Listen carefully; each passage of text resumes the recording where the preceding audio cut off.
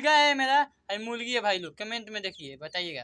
देखिए कौन मुर्गा है कौन मुर्गी है, देखिए ये मुर्गा लखा है, मुर्गी है ये पियर फलाक वाली मुर्गी है, और लाल फलाक लाल वाला है, लाल मुर्गा है। देखिए ये चल बड़ा महंगा है, जब नहीं रहते हैं तो चुमा चाटी करता है दोनों जना, ठीक है।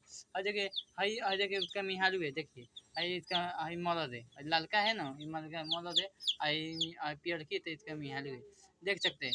ये मरद मिहारू बड़ा महंगा है लोग, क्या करता है मन में नहीं रहता तो चुमा चाटी लेता है चला।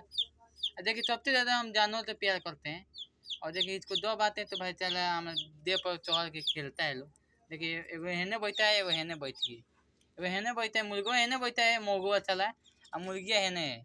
देखिए और देखिए किस तरह बैठी हुई है, देखिए देख लीजिए बुझ ले के ये देखिए बुझ ले के मेरा फोटो खिंचा रहा है।